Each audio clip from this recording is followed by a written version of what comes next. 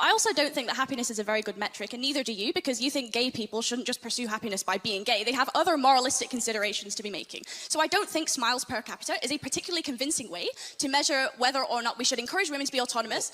I think we should maximize agency within a fair system that has reasonable parameters because it's expedient, it's good for the economy, it's logical, it's the moral thing, because if we can't prove the material harms, we shouldn't discourage it. And also, self-reported studies is a really flawed way to do psychology. It's the week before my university exams right now, and I'm standing here explaining the basic methodology behind survey collection in sociology, which you don't even think is a real subject, to Charlie Kirk. If I took one of those surveys right now, I'd check extremely miserable. But so would a Palestinian child who's been torn to smithereens. How are we going to measure? You would say extremely miserable?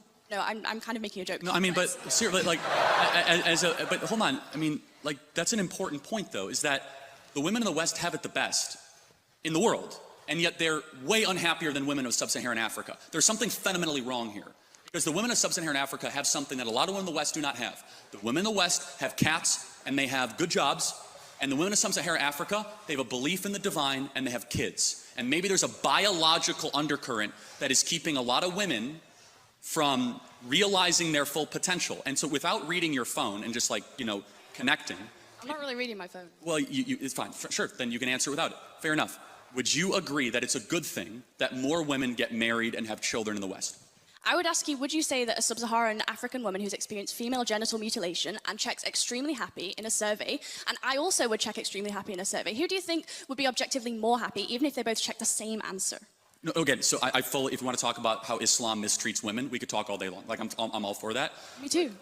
Okay, good. So we agree. Yeah, absolutely. We actually agree have on many, many things. And we should shut off Muslim immigration to the UK, right? We totally agree. I think that all religious fundamentalism is bad, and if you take that logic, we should also not allow evangelical Christians into the UK either. Hold on. So hold on a second. Hold on. That's funny. Hold on. Can you show me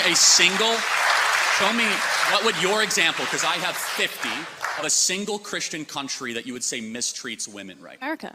Oh, really? Yes. We had a female woman vice president. We had a female vice president, a female speaker of the House. Women earn more than men in America. In Rwanda, female representation in government supersedes the UK by quite a lot. Did women get treated better in Rwanda? Okay.